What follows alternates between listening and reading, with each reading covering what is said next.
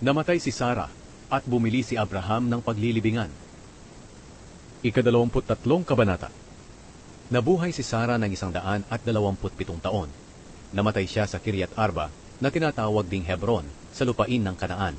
Labis ang paghihinagpis ni Abraham sa pagkamatay ni Sarah. Ngayon iniwan muna ni Abraham ang bangkay ng asawa niya at nakipagkita siya sa mga Heteo at sinabi sa kanila, "Nakatira ako rito sa lugar ninyo bilang isang dayuhan. Kaya kung maaari ay pagbilhan din ninyo ako ng lupa na maaari kong paglibingan ng asawa ko." Sumagot ang mga Heteo, "Ginoo, makinig ka muna sa amin. Kilala ka namin na isang tanyag na tao. Kaya maaari mong ilibing ang asawa mo kahit saan na pinakamabuting libingan dito sa amin. Walang sino man sa amin ang magkakait sa iyo ng kanyang libingan para mailibing mo ang asawa mo." Yumukod agad si Abraham sa harapan ng mga Heteo.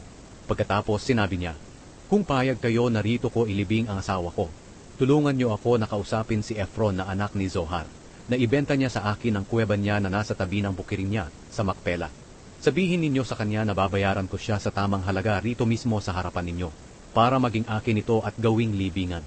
Naroon pala si Ephron na nakaupo kasama ng mga kababayan niyang Heteo. Kaya sumagot siya kay Abraham na naririnig ng lahat ng Heteo na nagtitipon doon sa pintuan ng lungsod. Sinabi niya, "Sa harap ng mga kababayan ko ay binibigay ko sa iyo ang buong bukirin, pati na ang kuweba. Kaya maaari mo nang ilibing ang asawa mo." Muling yumukod si Abraham tanda ng pagpapasalamat sa harapan ng mga Heteo. Kaya sinabi niya kay Ephron na naririnig ng lahat, "Makinig kayo sa akin. Babayaran ko ang halaga ng bukirin. Tanggapin mo ang bayad ko para mailibing ko na doon ang asawa ko." Sumagot si Ephron, "Ginoo, ang lupa ay nagkakahalaga ng 400 pirasong pila. Pero ano naman iyon sa ating dalawa? Sige, ilibing mo na ang asawa mo." Pumayag si Abraham sa halagang sinabi ni Ephron. Kaya nagkilo siya ng 400 pirasong pila ayon sa bigat na pinagbabasihan noon ng mga mangangalakan. At ipinayad niya ito kay Ephron sa harap ng mga Heteo. Kaya naging pag-aari ni Abraham ang bukid ni Ephron sa Macpela, sa silangan ng Mamre, pati na ang kuweba at ang mga punong kahoy sa paligid ng bukid. Saksi ang lahat ng Heteo na nagtipon doon sa pintuan ng lungsod.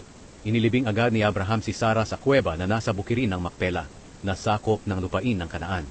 Ang Macpela ay malapit sa Mamre na siyang Hebron, kaya ang bukid pati ang kuweba na dating pagmamay-ari ng mga Heteo ay naging kay Abraham na, at ginawa niya itong libingan.